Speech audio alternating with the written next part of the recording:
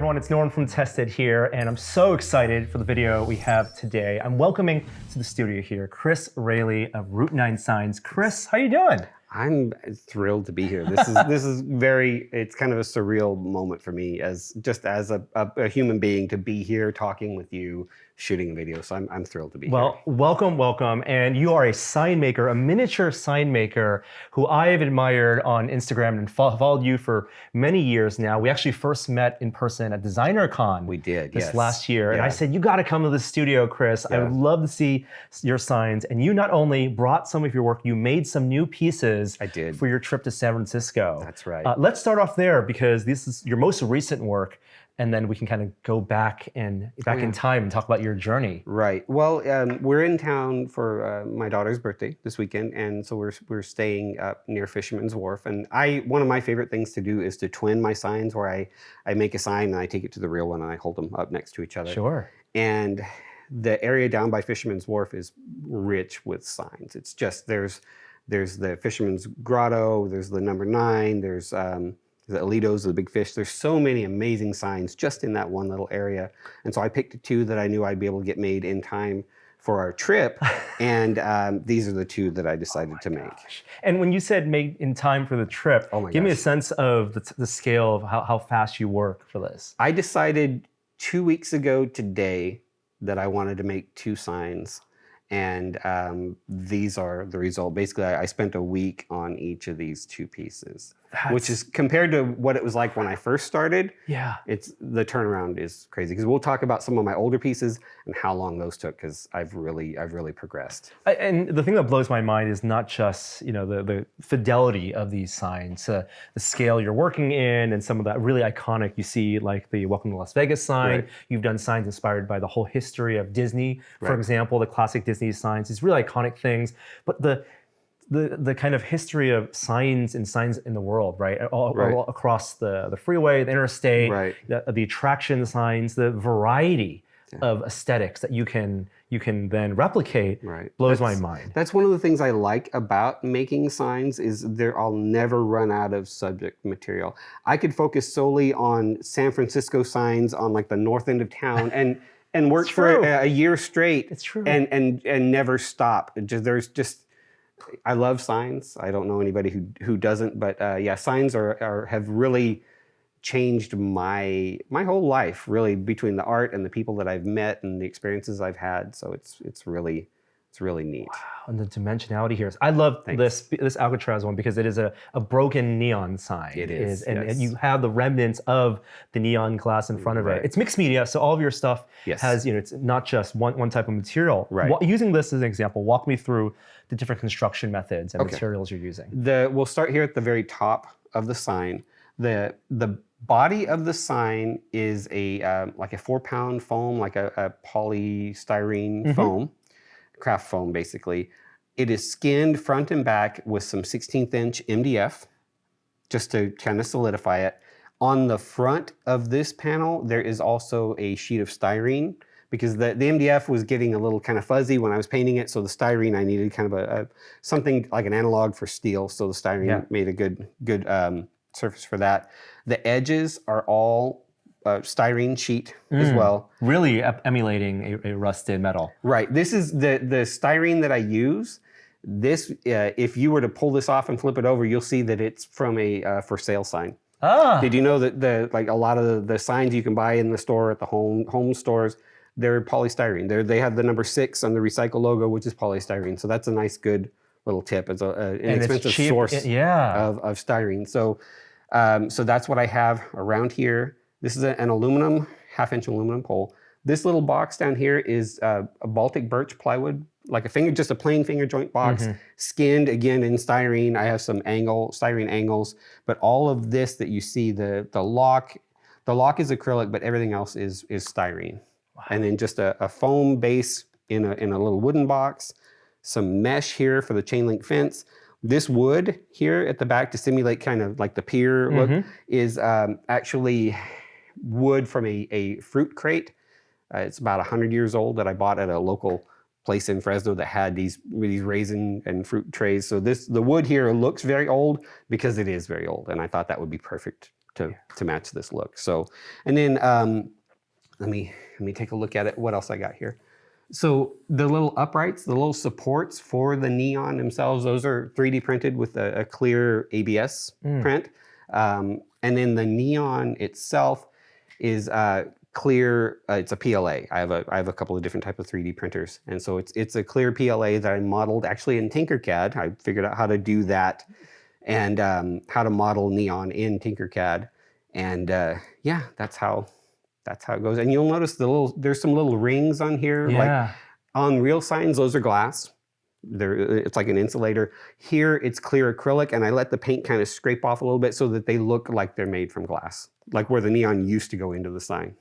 So this is my most realistic neon piece. One of the things that I love about neon signs and old signs, especially ones that don't work anymore, is even if they don't light up, they still put on a show. Like during the day when the sun goes across the sky, that offset shadow that the neon casts on the surface of the sign, that is something I've been chasing since day one.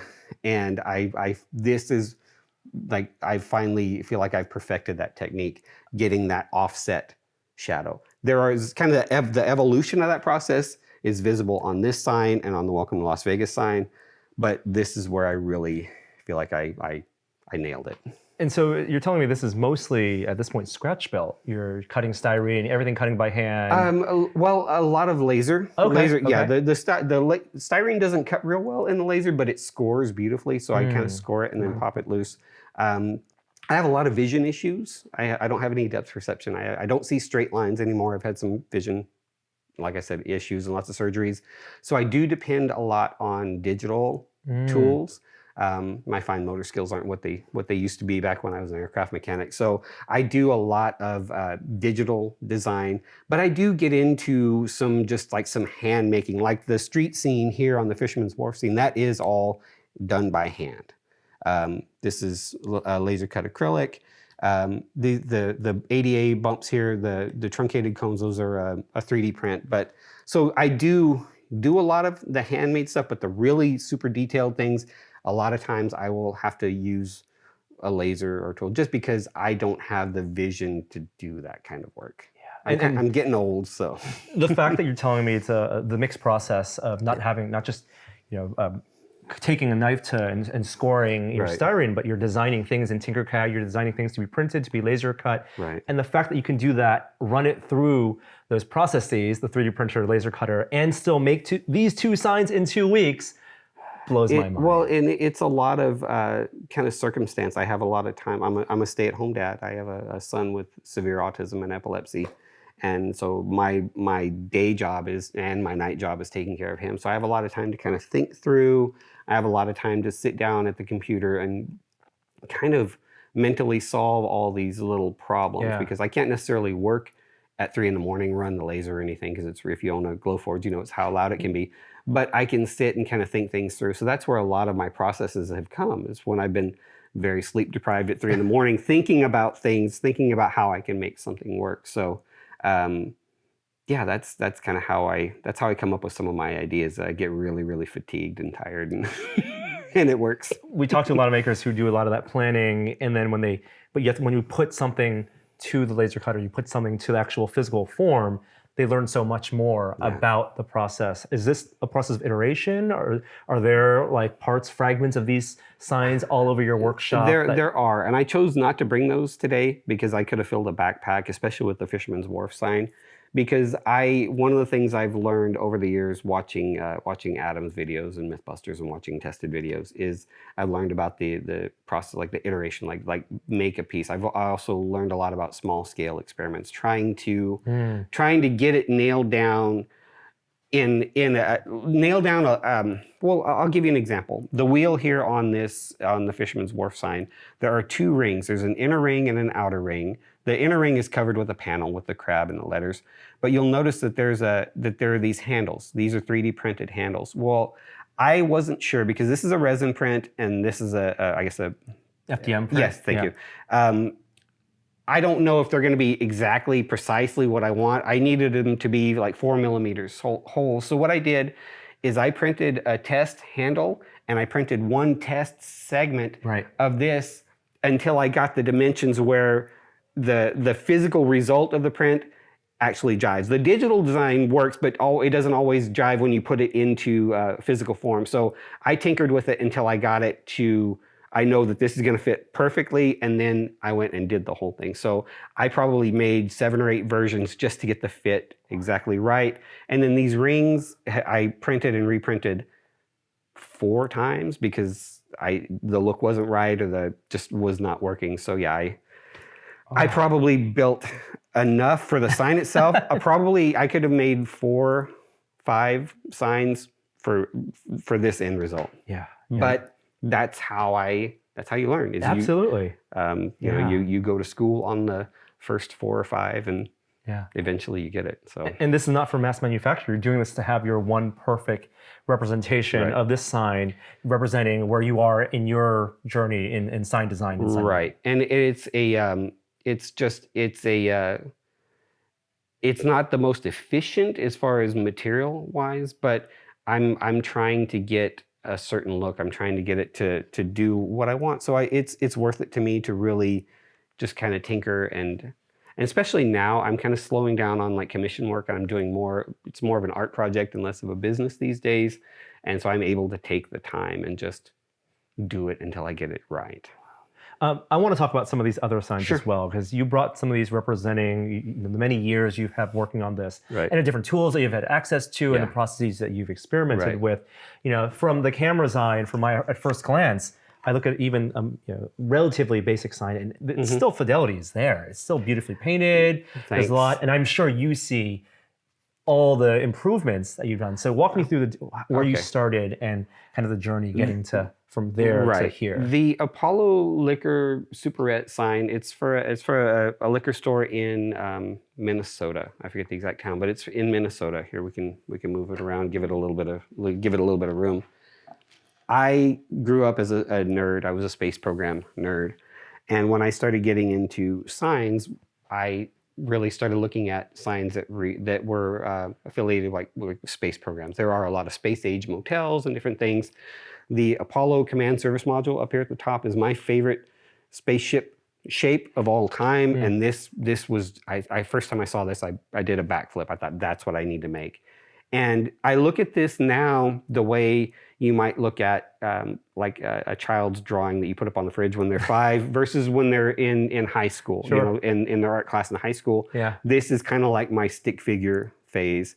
And if you spin this around, I'm not ashamed to spin it around, you'll see it is just 4 pieces of wood stuck on a 1/2-inch wooden rod. And I didn't even have the ability to put a square hole in the base. That's why this piece is here, because there is a round hole that's big enough for this to jam into. I've done that many times. You know, you create the plug that fits it in. Right. So this was a very basic sign. It took me 3.5 weeks or so to figure out how to make this. And you put that next to the Fisherman's Wharf sign, which I literally started a week ago today. And you can kind of see how. But even then, you know, there's an attention to detail here. Like the letters are actually inset into the backing material. They're not just on top. Right. And that goes back to, I used to make jewelry prior to this. I used to make an Etsy shop, and I would do a lot of jewelry with laser cutter. And I learned how to engrave and then drop inlays. I used to engrave a little design and drop a laser cut wooden inlay. So I thought the only way I'm going to get these letters right is if I actually engrave into this piece and then drop the letters in. So I've developed other techniques for that. But yeah, that was. And then you got the bug and you couldn't stop. Right. I'm sure you travel the world and you look at some of the iconic signs, like here, this Welcome to Las Vegas sign. Oh my gosh. You've taken a picture of this, or one of yours next to the real thing. Yes, it was this actual sign. This is my own version. Last summer, I had planned a trip to Las Vegas. I wanted to go to the Neon Museum. Oh yes, shout out the to Neon them. Graveyard. Shout out to them. If you haven't been, you really should go. And again, I like to twin my signs, and I thought, well, what can I take with me? And so I knocked out this piece in a few weeks before the trip. And this is an example of kind of what I refer to as like my trophy phase because if you see this, it's clean. There is no rust, there is no crust. It's honestly, it's boring to me now. I look at it, it's very clean, but it is more of like a trophy than it is like a miniature. And that was because I didn't quite have the confidence to really start weathering. And I come to find out I was using the entirely wrong paints to begin with. This is all painted with like a Montana like mural and graffiti paint, and it actually almost puts a skin on it. It's very tough. It's not going to fade, but it adds dimension to the sign. It's a very thick product. It's very bright, and I love it. But if you try to weather with this, it's just not going to work. And it was the switching over to more of a airbrush, water-based, actual miniature model making paint, where I started getting results. Yeah, like rust this, is so like great. this. And like examples like this that you have. Like, this looks like rusted steel. Yeah, like that was and it's a 3D print. I see it's FDM 3D print. It's a 3D print. Wow. Some filler primer, not a whole lot, but some filler primer, and then I used a MIG ammo weathering rust solutions kit. So I look at this, and not just the beautiful paint finish, but the form of this, because I imagine a year ago when you were making this sign, you would have made this with stacked pieces of laser cut material, just like this is stacked pieces of laser cut material. This is made out of layers of 1/4 inch and 1/8 inch Baltic birch plywood. The front face is white acrylic. There's yes, this would have been made, and I have made them before with. I would have stacked layers of wood. I would have made a notch in a 1/4 inch, and I can show you how I do it on this. But I would have made a notch in the middle layer so that I can put a 1/4 inch rod and then cap it on either side. But now I have. When I first started, I thought 3D printing was the answer to all my problems, and it turns out I'm not very good at 3D printing. And so it was. I had a period where I couldn't get the paint to stick. I couldn't get the finish to look right. The print lines it was horrible. I have a really good little machine that I believe I saw a video that you shot that I bought, and it's not a gigantic, doesn't have a real big volume, but it's perfect for. And actually, the Fisherman's Wharf sign, the outer ring is 150 millimeters on the nose because that is the maximum. Okay, sure. That is the maximum of the bed. You're scaled based on the size of your tools. But like you get the softened edges here, right? There's just a subtleness to having a complete 3D form that you can like in Tinkercad create those nuances in. But even with stacked materials, like there's I look at the star here. Like there's an inlaid look that you can create just by working out the order of operations that you're stacking, and even things like your fake neon. Right, and one of the things when you stack layers like that, it allows you to do some interesting things, like these little bulbs that are around. Those are actually plastic map pins, like you can buy. And what I did is there is a ring. There's an 1/8 inch or a 16th inch layer of wood in here that just has little notches all the way around, so that when I sandwich this all together, I have a nice row of perfectly lined holes. Put a little glue on the map pin, drop it right into the slot, and it's there. So that's one of the benefits of doing things. So it's almost like 3D printing, because 3D printing is all layers. I use some of that thought to when I make signs like this. I will make layers that'll have channels for different things to go in. So and you get the perfect spacing because of the digital process. Exactly. That's one of the absolute benefits. Exactly. Of that. Exactly. Yeah. Let's talk about this circus sign. Now, this is one of my absolute favorite signs in real life. It is in North Hollywood. It is the Circus Liquor Store. It was in anyone has seen the movie, I think it was Clueless. It was in that. It's been in a lot of stuff. This is a sign that I've made. I've made several versions of it over the years. I've made fully 3D printed versions with no raised neon at all, just the paint back when I was starting out. I've made them out of wood, but much smaller. Double-sided.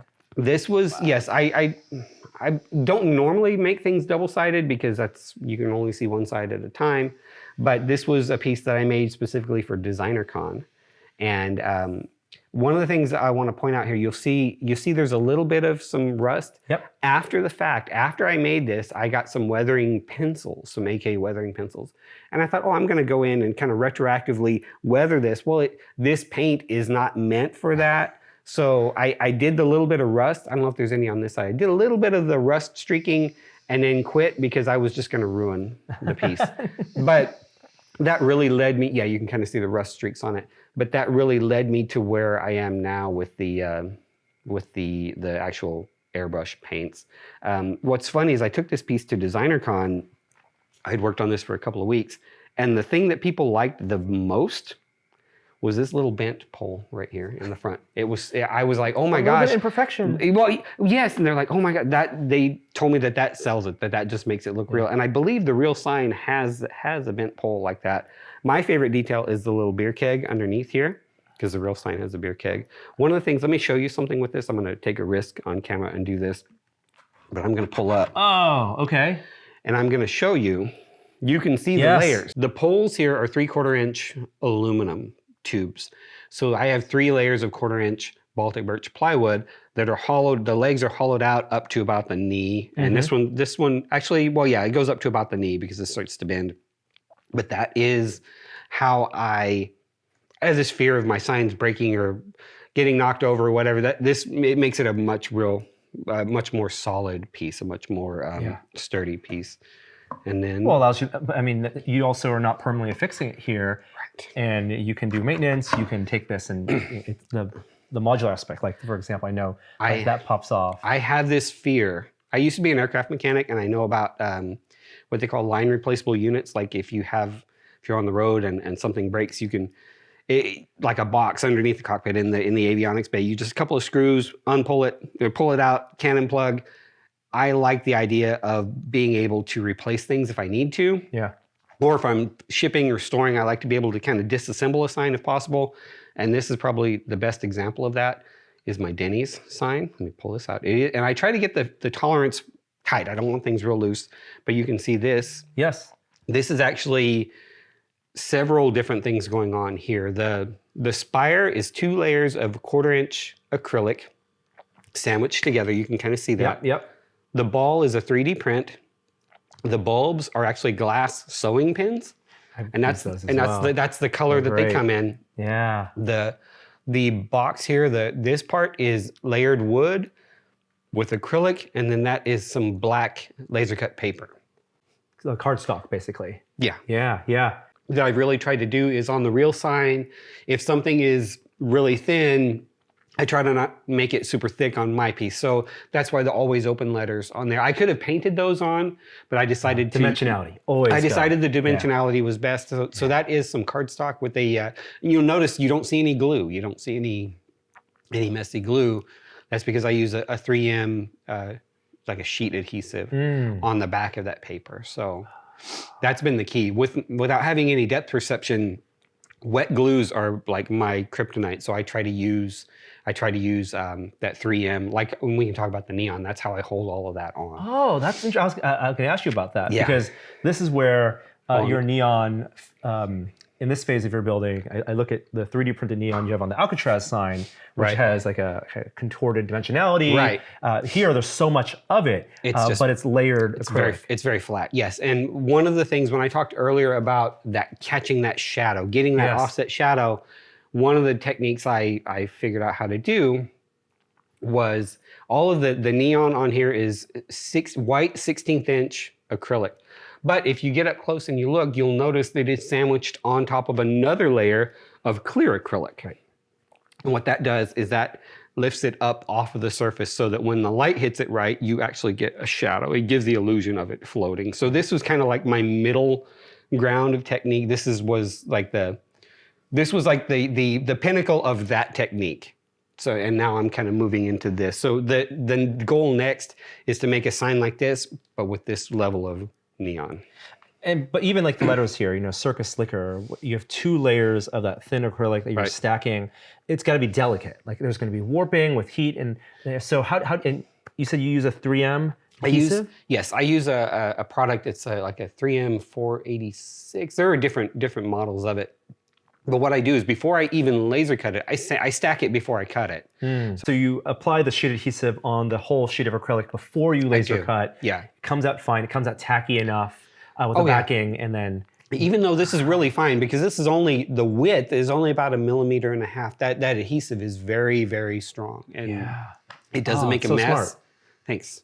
Yeah, I would have used spray glue or something. Right. Got it messy all over the place. And that's how I used to do it. But like with like a contact adhesive, you need it on both surfaces. If you only put it on one, it's not going to be all that great. Or if you spray it, you're going to get it all on the sides. But you'll notice here that there's no glue on the sides of any of these. And I even use it for like the face. On the real sign, the face is kind of lifted off, but this whole thing has that sheet adhesive on it. So same thing with these letters. These letters, take a look. Have you noticed the neon in those? Yes, yeah. What that is another progression. There are some signs where the neon, the scale of the sign, the neon is so small that you cannot make it like this. It'll so dense, yes. So like the Denny sign, this is 1/8 inch clear acrylic. What I did is I set it in the laser and I engraved that neon pattern is engraved in reverse in the acrylic. Yep. The letters are cut out in reverse so that when you flip it over, you see the D with the neon. And then I just go and I'll fill it with like silver paint, wipe off the excess, and then paint it white. And so now it gives the look of a channel letter with raised sides with neon in it. But it's a negative space that's back painted. Yeah. So different. What's nice, it's nice to be able to do the same thing. That's one of the keys, is learning how to do the same thing different ways, having options for how you want to do something. You know, it's not like I just have one technique for it. I have several different ways. And you're constantly on the lookout for new signs to replicate, the colors to match the signs that you're in the process of replicating. You must have a whole collection of reference photos and colors reference. Right. Yeah. Google Street View is my friend, and I have a lot of sign photographers who are friends that really are a great resource. And I also see, over the years, you've gone from very simple wooden bases, which is an aesthetic I love. Right. But you also now are really decking out the bases. One of my followers on Instagram, I made a piece where it looked like a parking lot underneath it, and he said, that's fabulous. He said the art shouldn't end at the edge of the canvas. And I thought, oh wow, that's really kind of a profound thing to say. So I've tried to start making little bases, little street scenes to go with the pieces. Like this one here, it's wood and it's nice and it's layers of Baltic plywood. And this is kind of like I said for my trophy phase, but now I'm getting into actual like miniaturist type of stuff. So I do use different types of asphalt and cement. If we want to talk about the Fisherman's Wharf sign, I'll bring that over and kind of show how that goes together. The Fisherman's Wharf sign is one that needs a little bit more work. Didn't quite finish it, but I made a couple of mistakes that I need to fix. It needs to be a little taller. But what I wanted to do is show kind of the construction, how this went together. Gently pull. You can see, you can go and hold it. It is 3 1/2-inch wooden dowels wrapped in a scale model rope, but they're mounted into the base. This is a 3D print covered in some landscaping, like some rock. But I like being able to, like if I were to ship this sign, I would completely disassemble it and flat pack it and let the person put it together. But one of the things I wanted to show you with this, let me take it from you for a second. I have this big fear. I have this big fear of bringing this thing on the trip and one of these little handles breaking. So what I did is I put a magnet in the back here and some washers so that this will pop on. That's great. As needed. But I can kind of show you, I'm gonna pull that. Oh, my magnet's coming loose. We'll go ahead and leave it off for now. But one of the things I wanted to show you is how these handles puzzle together. Yeah. So. And that's your perfectly test fit. Perfectly test fit. Yeah, go ahead and slide that back in, you'll see. Yeah, and it's aligning 2 of the rings and it perfectly fits just like there. That. Yeah. And now once you put it back on the sign, it's captive. So yeah, and it works. I just had this fear of breaking one of these off before we came to film.